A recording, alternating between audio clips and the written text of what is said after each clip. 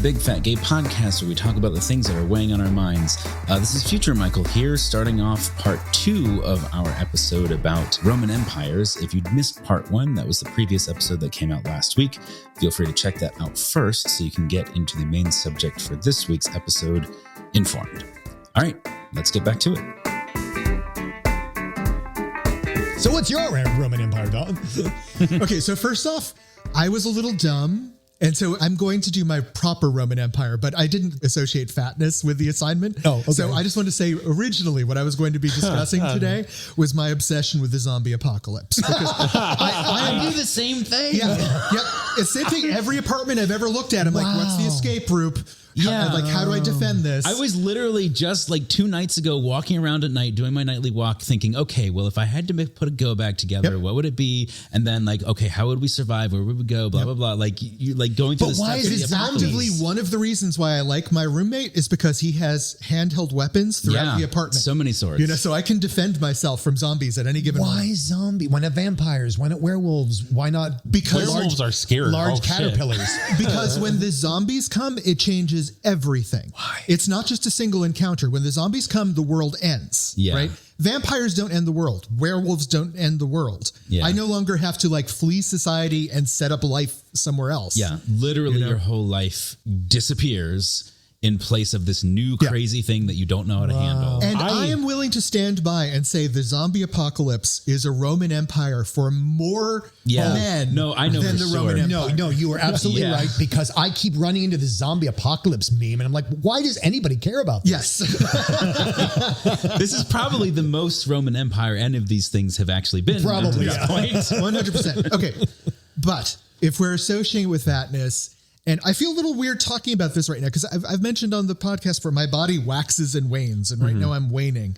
So it's not forefront of my brain, but my moobs, man breasts, right? My chest has been the central focus of my physical existence through most of my adult life. That makes sense. Of disliking my chest, right? Because I'm going to be overly explicit here in order to show how much I think about it, right?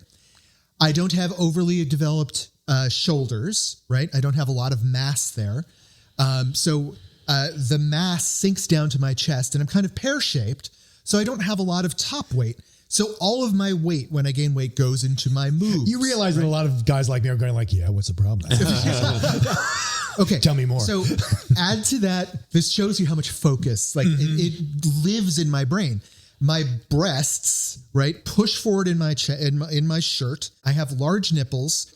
Everything is on that focus, and that I can't, like, it's just there always, right? Yeah. And it's the symbol of everything that is unmasculine about me, the way I was raised, right? Yep. It is feminine. Yep. It is round. It is curvy. It's not pectorals like Schwarzenegger, right? So it doesn't just affect the way I think about my body, right?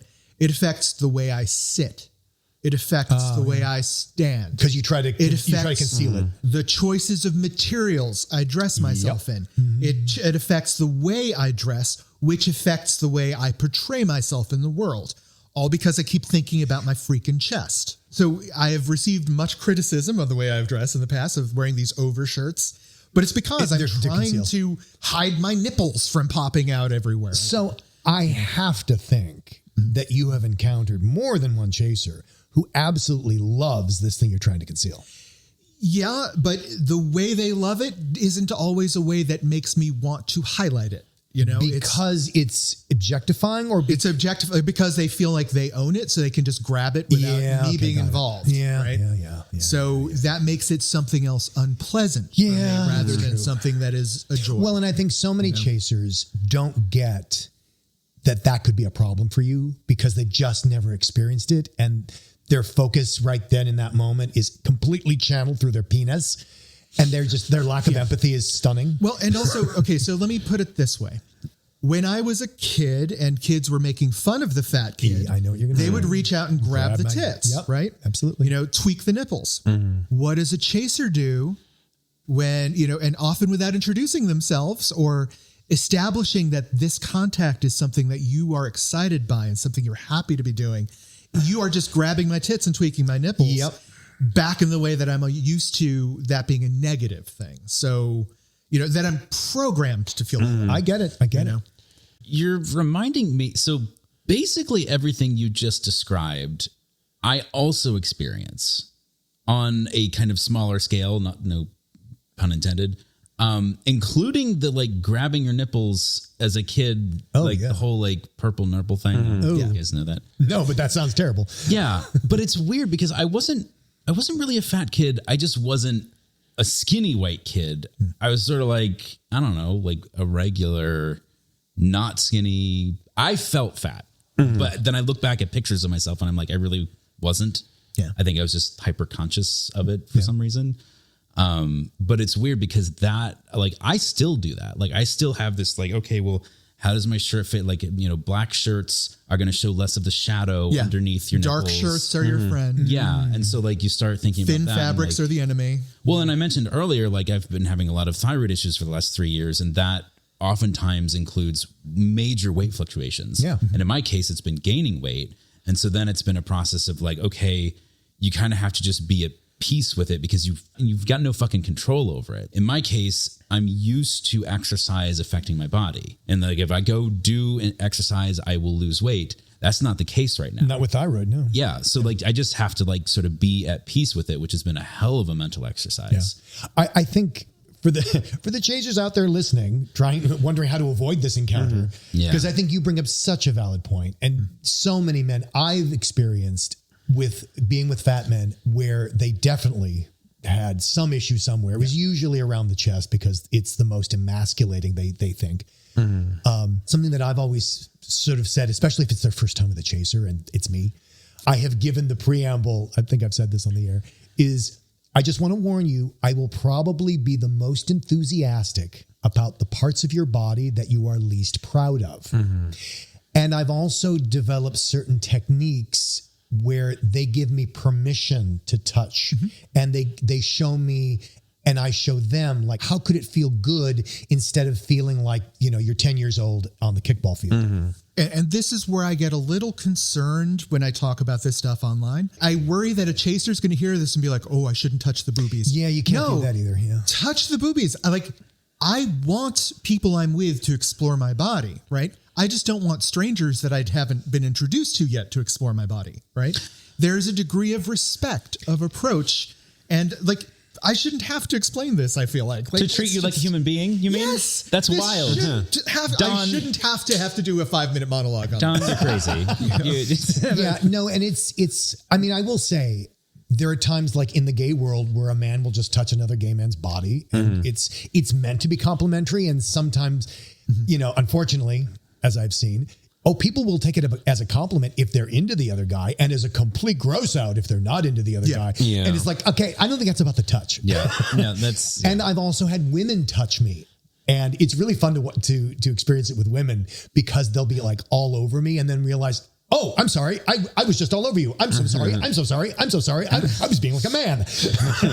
They don't say that, but that's kind of what's occurring to them. Interesting. And usually it's because they've had a couple of drinks. Okay. Yeah. And they're just, they don't mean anything by it, and they might do it even if they know I'm gay. I think when people realize they're in a safe situation, that happens. Yeah. they can get a little bit more handsy, but that's usually okay because we're in a safe situation. I don't feel like the woman touching me is going to be molesting Honestly, me. yeah, exactly. And, a woman touching me, even a man touching me is not the same as, when a man touches a woman unsolicited. Yeah. There's a different power dynamic. Maybe I'm the crazy one. I don't know. But to me, Any touch, no. Yeah. no, just consent. Consent, Just get fucking consent first. That's all I ask. And it's so easy. Don't It's so easy. barrel your way through boundaries that should be assumed. Just ask. Look, I mean, But I think there is a thing that happens with consent and the inebriation where it's like, can I touch you? And it's like they're asking, but they're already Yeah. Well, one of the problems with drunk people is there are two reactions to the word no. They either get offended or they fall into this pit like you've wounded them viscerally. Or the third one, which is maybe my most hated version, is they take it as a challenge. Have you ever experienced that? No. Yeah. Maybe Oh, no, because of my that's my size. default. Maybe because of my size. Yeah, but- I think my default reaction, the few times that I've been able to muster a no, which I've gotten better and better at, but it took a long time, it has been taken as kind of a game, like a challenge. Like, well, how do I turn that no into a yes? Yeah. Yeah. And I that is like such a run for the hills turn off for me that like, If you thought it was no before. yeah, just wait till I get my shotgun. Yeah. But I mean, a lot of men are raised in that environment of, persist. Well, that's what we're literally taught. Like Dan and my generation, every single romance movie consists of a man being told no by some source, not always the woman, and pursuing it anyway, and that being the thing that gets the woman. Well, so to take that back to Don's Roman Empire, which My I vast think of your tracts chest of as the boob, your My Roman Empire. yes, the John's chest is the Roman Empire. What? So for chasers out there whose Roman Empire might be a huge pair of man boobs, and they just like, And they're on. and it's the thing of where they are now presented with their Roman Empire. How would you want that to be navigated at a situation like Bigger Vegas or something where you're face to face in the pool, maybe face to man boob? How would you like to be approached, be complimented? How would that situation go for you? I don't have a hard and fast rule of approach. I guess I don't. But one, addressing me in some way where eye contact is made first. Yes. So it's not just down. Yeah, like my oh god, I hate to say my eyes are up here, but my eyes are up here. Yeah. Right. And maybe a physical touch that's non-sexual That's first. literally the second thing I was going to say. Like, if you haven't touched any other part of me first, Your shoulder, your hand. For me, my safe zone is everything from fingertip to top of arm, across the back. Totally fine. Like all of those are the zones I consider they are my public domain, right? You have to touch those to interact with me in general. But if I don't flinch from that, if I react well to it, if I don't pull away, that means I'm interested in talking with you and continuing this contact, right? A overture. Basically, I want you to apply for a visa before crossing my borders. Well said. Yeah, and I think it is a series of escalating advances. Yeah. Where the first is eye contact, which means Chubbs, please return eye contact. Yes. Yeah. Otherwise, guys, we're lost. This is not solely the chaser's responsibility. Let's be very clear of that. You need to. So how many times have we listened to Michael or Dan or any other chaser in this podcast talk about trying to talk to a chubby guy and being told with content, yes, I'm interested in talking with you, but absolutely giving nothing back in return. Zero eye contact, right? yeah. You need to engage. If you don't engage, it's on you, and if they grabbed your moves at that point, it's because they didn't know what else to do. I don't know. Well, no, I don't think you can ever, you never go there. Yeah, I know. But like I've had to be very forward. I think, we've talked about this. If I don't get eye contact, but I'm also not getting rejection, I have to escalate if I'm that interested, and I'll say like, hi, and I'll start talking in your face. Like if you didn't want me to do that, there were ways to signal that. And again, a lot of people don't know that. And listen, chubby guys, like how much energy do you think goes into Dan having to do that? It is a lot. That is Dan having to gather his sources and throw them at you because he's finding that level of interest in you.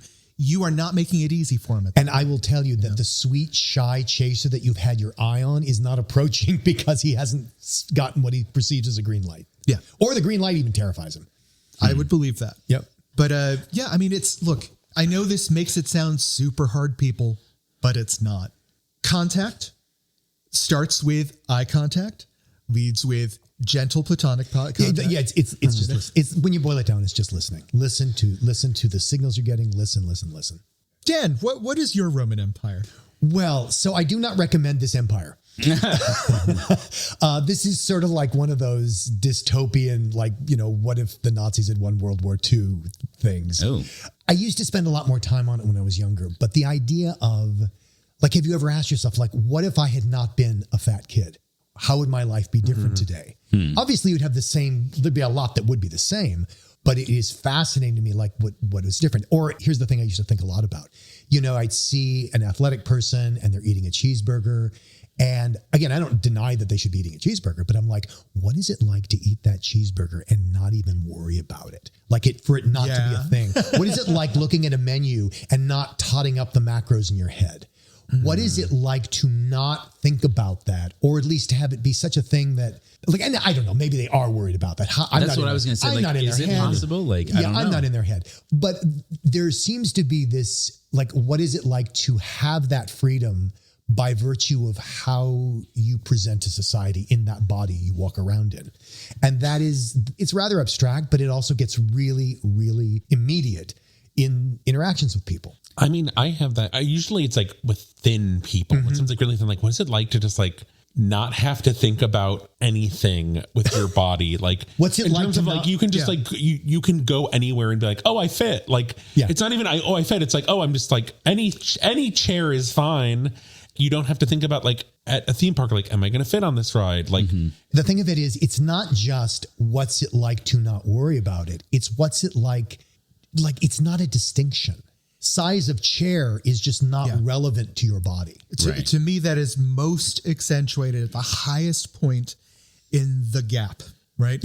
Walking into a public store where they sell clothing and knowing that in any section, there is most likely at least one piece of clothing, whether or not I like it, that will fit me. That is not something I have ever experienced in my lifetime. And be able to buy a shirt from any section where they sell shirts, or buy pants from any section where they sell pants. If I'm understanding you, it's this idea of the first question is whether I like it, not whether they have my size. Exactly. Yeah.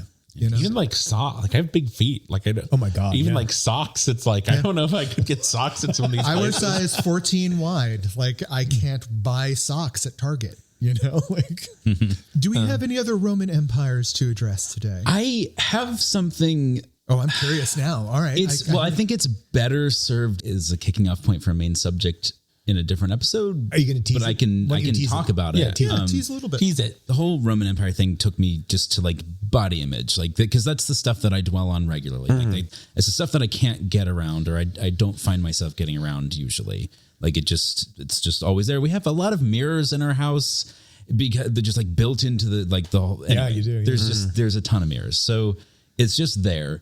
And I had the experience somewhat recently, a few months ago, of updating my bigger city profile. I sort of rewrote the description a little bit, and I was tweaking some things. I was like, okay, these stats are out of date. I had gained weight, and so I sort of put my accurate weight in, and then I was choosing body type. Oh yeah. And I didn't know what to put. I just didn't know what to put. It's hard. Because I am 5'10", 230 pounds. At the time, I was putting on muscle weight, kind of losing fat weight, but not really. I was sort of in this weird, I guess, gray area. In my head, I was average. I don't feel like I fit the athletic type anymore. Maybe that'll change, but not at this moment. I felt like maybe stocky applied, but is that selling the wrong thing? I don't know. And so I put average, and then the advice I was given was average does nothing for nobody. Nobody's going to go search for average on bigger cities. So you're not going to pop up in the right places. But I think that's okay, because someone looking for could you be described as stocky? Sure. But if we're doing a search and I'm searching for stocky and you don't identify as stocky, that's probably not going to work. This is the interesting thing, though. So that is what I ended up doing. Which? Putting stocky. Okay. And it did kind of, this has been the shift from summertime last year to more or less now. Yeah. Which is just kind of embracing the okay, I've got fat, I'm putting on muscle, working out helps a lot. I'm really not losing weight because whatever. And so I'm kind of in this thing of I guess sort of stocky / beefy, if that, which is not a word you can put on. So I think I'm proposing bigger city ad thick. Oh dear. Okay. With how many C's? I think that's so confusing. That's so confusing. Too many things. No, because you're going to get 450-pound guys putting thick. Just, they shouldn't have thick and they shouldn't have fluffy either. But I think it's an interesting point though, because my in doing the workouts I've been doing, my legs are thick. There's no other way to say it. Well, then use a photo. Well, thick isn't fat. I'm sorry. I'm sorry, fatties who are mad at me for saying that. You just don't have enough C's in it. No, but it's like thick is kind of that like. I don't know. Isn't that stocky?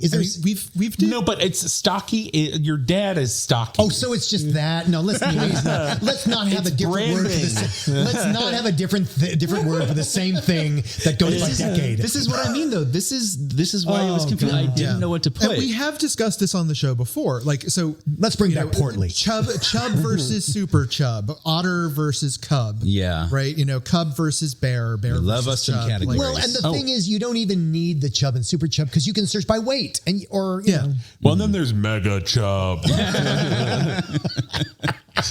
Oh my goodness, so much stuffing. But I guess I think it really chub. I like Omni Chub. That's a good one. That sounds like something out of Transformers. Omega chub. It's an omega level. That's like a category 5 tizzy. A class 5 chub.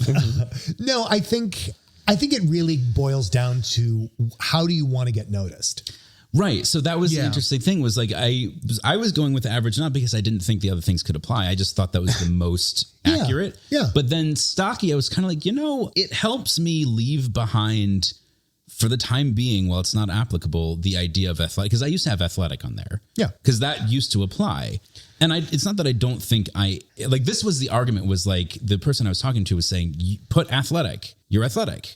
I was like, I don't feel like, and their point was, you don't have to be an active athlete to look like someone else's idea of athletic, which is the point. I think part of the problem you're running into here is like you are trying to describe yourself by your own definitions. He's trying to describe you by his definitions. The mainstream world, or what he perceives as mainstream world definitions. Well, that's it though, because it's not going to be me searching for me. Right. It's somebody else out there will be doing that. I would suggest you need a larger sample size. I've talked about this on the show once before. I had a friend, you know him, TJ, sort of this athletic sports guy.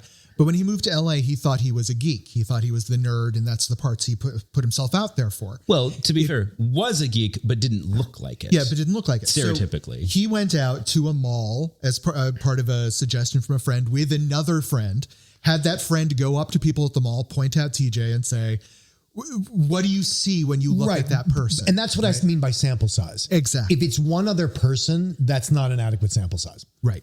But if you want to be marketing yourself to sell yourself, right, then knowing what the world is looking at, that is of benefit. But if this is for you to establish this is who I am, this is me, then your own definition may take more weight. It depends on what you're doing on there. I think I'm in an interesting place where none of the answers offended me. Like I wasn't I have stocky on there right now because I think that's accurate, and it doesn't actually it doesn't bother me the way that probably would have bothered me 5 years ago. Right. But there are 3 more people in this room. What would you guys put for me? Well, I wouldn't go stocky because stocky means shorter to me.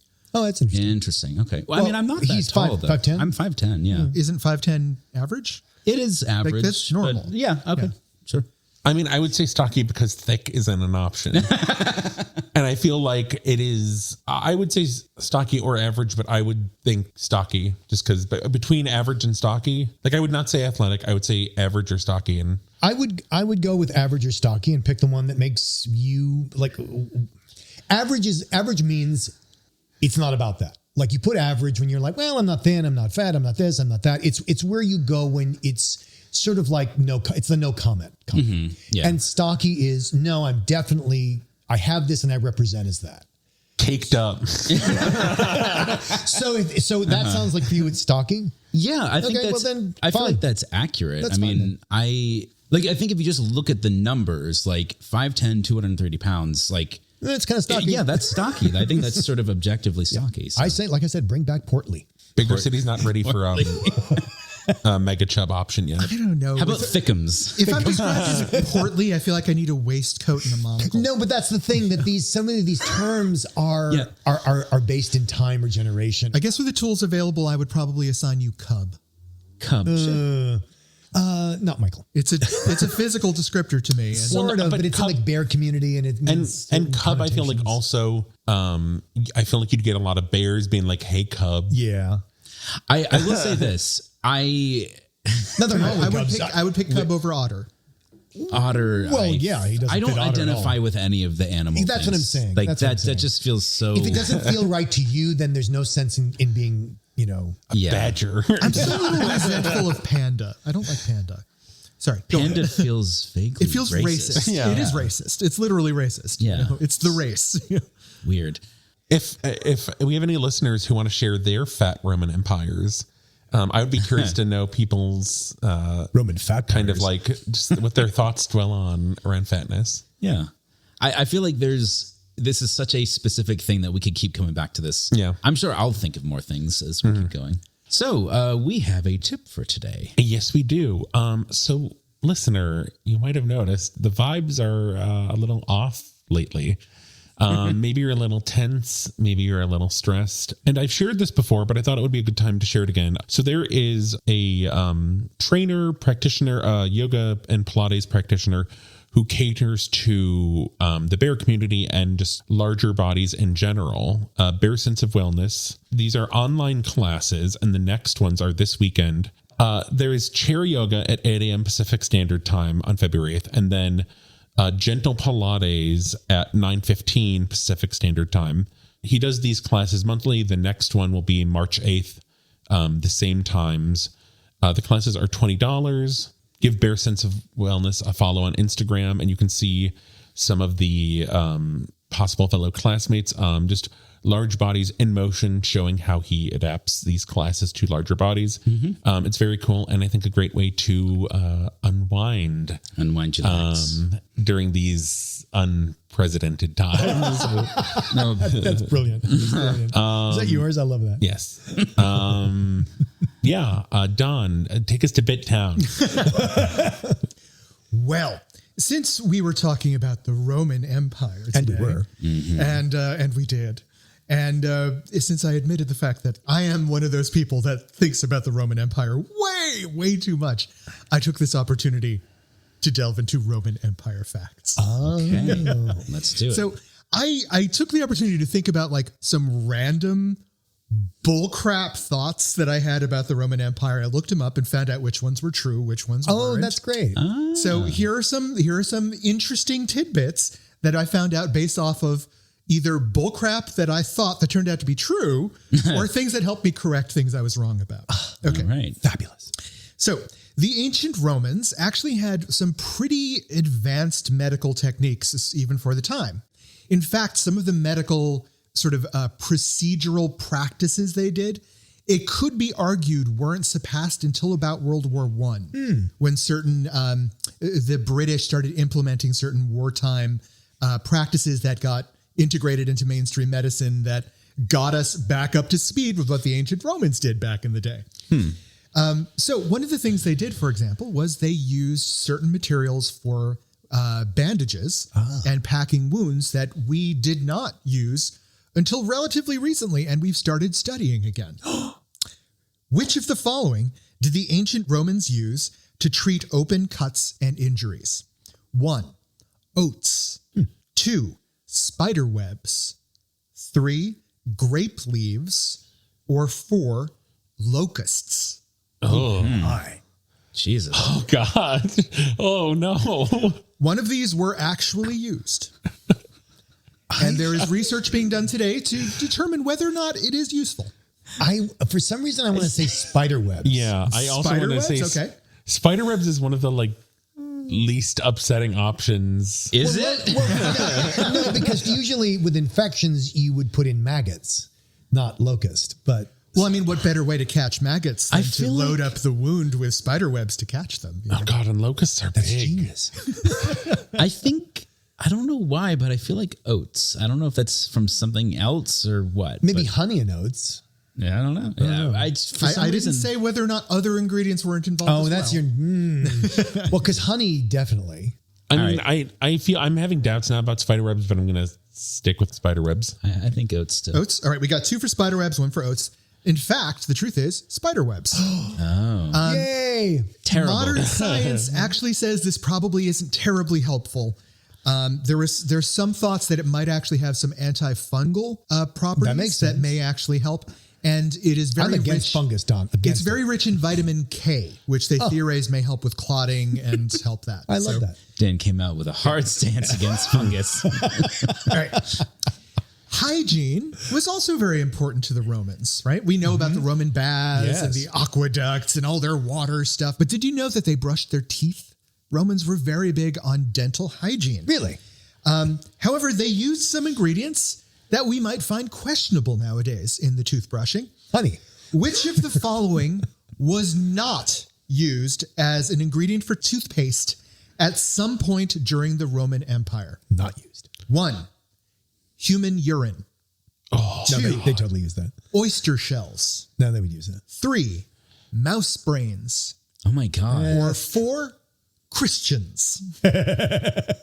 Do you eat the Christians or do you just get Christians I'm just to brush saying your it's an teeth? ingredient in the toothpaste. That's all I'm saying. I'm going to say mouse brains. Mouse brains? If mouse brains is one of the answers, I'm leaving. I just think it would be so troublesome. It'd be easier to get a Christian. Just got to squeeze out the mouse. No, I hate that. All right, we have 1 for mouse brains. I got to say mouse brains. Mouse, 2 for mouse brains. 3 for mouse brains. And the answer is In fact, the correct answer is Christians. Christians were never used as toothpaste by the Romans. Romans believed erroneously that using powdered mouse brains would aid the other ingredients as something like a catalyst in their toothpaste. And they also believed it would act as an abrasive agent to scrape down and whiten the teeth. well, that makes more. The mouse brains? It was dried and powdered. So But the oyster shells, I feel like would make sense as like an They were abrasive used. thing. Human urine, oyster shells, and mouse brains were all used in toothpaste in the ancient Rome. I mean, I just am surprised that they're like, and the mouse brains will be abrasive. Even if they're powdered, it's just like, Well, to me, But dust. here's the thing, they weren't, right? They weren't, yeah. They weren't. So they were probably provided the most pleasant toothpaste. You're not scraping your teeth with oyster shells. It's, So, like, it also may be that the mouse brains provided the paste to provide a conduit for the shells. This is disgusting. maybe. All right. The urine is the one of the, I don't know. We have whatever. not yet begun to delve into the realm of disgusting yet. Okay. Well, let's welcome to Rome's yucky ancient world. Romans used the bathroom in a very different way than we do God. today. Many public latrines were literally quite public latrines where there would just be benches and you would sit and do your business while chatting with people. It was an open air chatty experience. So while they were doing that, here's the question we don't often ask ourselves. What were they reading? How did the ancient Romans wipe? Oh, you mean like back to front or front to back? Well, 1, fresh vegetation was provided by the city to wipe with, Vegetation. meaning leaves, soft moss. Okay. 2, citizens had to bring their own hygienic cloths. Oh 3. no, I think I know the answer to this. 3, public sponges on sticks rinsed between uses would be provided. Ooh. Or 4, bare hands were used, but fresh flowing water was always provided by the city to wash. Public sponges. Or 5, mice. Well-trained mice. Oh dear. Fecal mice. Yes. No. it's to. the communal sponges on sticks. We got 1 for communal sponges. I think open hands. Open hands. Hand. 1 hand. Singular. Singular. Fair enough. That's still a thing. Hey, for us more amply bottomed people, you might take 2. Don't you judge? I for some reason I have great faith in Trevor's public sponge theory. Well, and you should, because that is in fact the correct answer. They were sticks on sponges that would be soaked in buckets of vinegar between uses. All right. Or left, Mouse vinegar. or they did always have fresh running water going through the place. So sometimes the sponges be left in the. It fresh shouldn't, but the vinegar makes me feel better. Yeah, that's actually, I don't know where I saw this fact recently, but I did not know about the vinegar. It was just like, oh, it's just a shared rag on a stick, which, I mean, having to like be with people while I'm pooping, like just like someone next to me, like, hey buddy, having a good poop? You realize if we got a dog, he'd be watching you poop. But he wouldn't be talking to me. Yeah. Well, hopefully not. As a weird side note, something I really genuinely do miss about having the cat is going to the bathroom and the cat using your underwear as a hammock between your legs to rest while you're in the middle of the night. It was nice. I don't think I have to say anything about that. My cat doesn't do that, but he guards the door for me. That's a good cat. You go ahead. I'll guard the door. No, he does. Like that's what he does. Making sure there's no mice going in. Yeah. All right. So Roman women had some very interesting things going on in their lives in the Roman Empire. For example, if you wanted to talk about a specific Roman woman, it could be very difficult because the naming convention for Roman women was a little weird. Women of the later empire had names that we would recognize now, fairly similar to the way male names work. But how were women in the early and mid-Roman Empire named? 1, they weren't. 2, all daughters of a named father had the same name. 3, all daughters of a named mother had the same name. Or 4, all women born during the same lunar month had the same name. Oh, I believe that. Why? Oh God. You don't want to waste all those female names. I want to say the lunar thing because it's like why there were so many like Rachels and Jennifers and just like that's why there's like still like the kind of like girl name trends because they'd seen Friends too many times. Yeah. Okay. It also feels very like, ovulating month, whatever. I'm going to go with the lunar name. Yeah. Lunar name? With the lunar thing. The 2 lunar or 3 lunar? Yes, 3 Oh, lunar. everyone's on board with the moon. Yeah. Well, in fact, the truth is all daughters of a named father had the same name. So as the father? They would take the feminized version of the Roman father's Roman name. So Julius Caesar's daughter would be Julia. Okay. Right? All of his daughters would be Julia. Yeah, I suspect they got other names along the way. And then they would tend to nickname them with like first of the Julia would be the first woman born into that generation. Second of the Julia would be the second daughter of that generation. Julia if there are only 2, they might be major and minor Julia. Yeah. Right? Yeah. So you didn't even get your real name. You got a number and your father's name. If you didn't have a name, what would your name be, dear listener? If you were named after your father, what would it be? Well, we're on Blue Sky and Instagram as Big Fat Gay Pod. We don't know what's happening with our meta stuff yet, listener. We're on Facebook as the Big Fat Gay Podcast. Leave us 5 stars there. Leave us 5 stars or a review on your preferred podcast platform. See the articles we talked about at www.bigfatgaypod.com. Also, patreon.com/bigfatgaypod. Subscribe. Yay. That's it. And he ran out of road. Well, maybe you're listening on the communal toilet and No. you're finishing up and oh no, they're all out of mice. Watch out. Oh no!